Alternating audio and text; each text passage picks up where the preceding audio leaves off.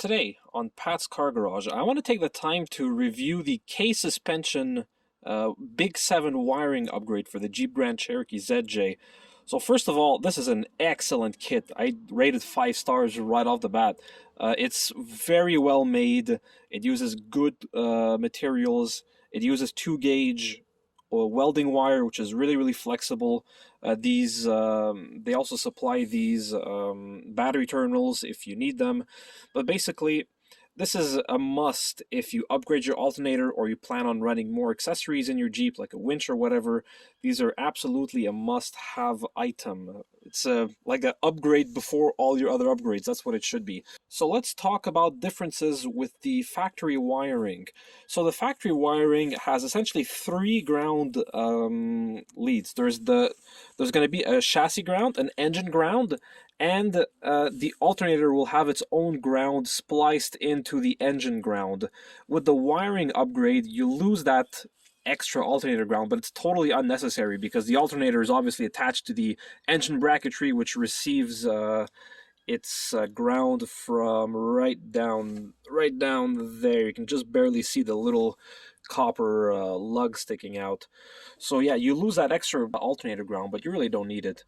So yeah, that's the wiring for the ground. Now on the positive side, from the alternator, previously the stock wiring goes up a loom and it goes into the fuse box, and there's 2 fuses in parallel that supply the bus bar and the fuse box and charge the battery. So it doesn't work quite like that. Instead, it goes out the alternator into the main fuse. It's hidden right down there. You can just about barely make it out. It's just flopping in the breeze, not attached to anything, but it's pretty solid in there, so it doesn't move around. So yeah, it goes through the main fuse up into the fuse block, and then you see you have another wiring going up to the battery. This is the starter wiring, so it goes down there and down to the starter right here. So yeah, I don't have anything really negative to say about this kit. It is very well built. It is excellent. As you can see, both lugs fit into the fuse box here, and you can still slide the cover on, so that's good.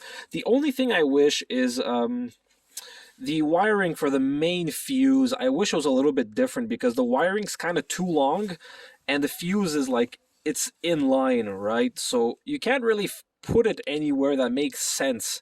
I wish like the fuse, instead of going in one end and out the other, it kind of made like went in both on the same side, and you could have a a run to it and maybe stick the fuse somewhere here. There's a little bit of room, and then a wire that kind of went out from underneath and plugged back into the distribution block. But I mean, that's a minor nitpick. It's not a really big problem. I just wish that that particular wire was more thought out, but everything else, the lengths are all correct. So as you can see, no problem reaching the starter right over here.